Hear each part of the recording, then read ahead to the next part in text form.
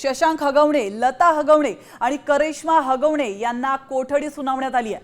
हगवणे कुटुंबाकडून जामिनासाठी अर्ज दाखल करण्यात आलाय, तर हगवणे कुटुंबाला न्यायालयीन कोठडी सुनावण्यात आली आहे। शशांक हगवणे, लता हगवणे आणि करिश्मा हगवणे या तिघांना देखील न्यायालयीन कोठडी सुनावण्यात आली आहे आणि साधारण 14 दिवसांची ही न्यायालयीन कोठडी असणार आहे।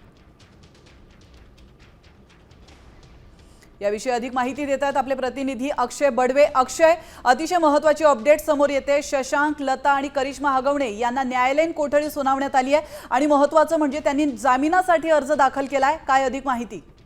निश्चितप्रमाणे न्यायालयाची ही प्रक्रियाच आहे की एखाद्या आरोपीला जेव्हा न्यायालयीन कोठडी मिळते तेव्हा आरोपीचे वकील बेल ऍप्लिकेशन घेऊन तयार असतात आणि त्याचप्रमाणे वैष्णवी हत्या मृत्यू प्रकरणात आपण जर पाहिलं तर तिची सासू लता हगवणे हिला शारीरिक व्याधी असल्यामुळे तिच्या वकिलांनी तात्काळ न्यायालयात जामीन अर्ज केला आहे। तसंच वैष्णवीची नणंद करिश्मा हगवणे यांच्या संदर्भातला देखील जामीन अर्ज जो आहे तो न्यायालयात आता दाखल करण्यात आलेला आहे।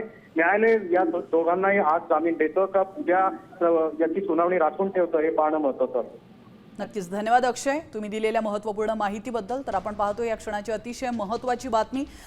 तर हगवणे कुटुंबाला न्यायालयीन कोठडी सुनावण्यात आली आहे आणि त्यांनी लगेचच जामिनासाठी अर्ज देखील दाखल केलेला आहे। आता या अर्जावर कोर्ट नेमकं काय सुनावणी करतं हे पाहणं महत्त्वाचं आहे।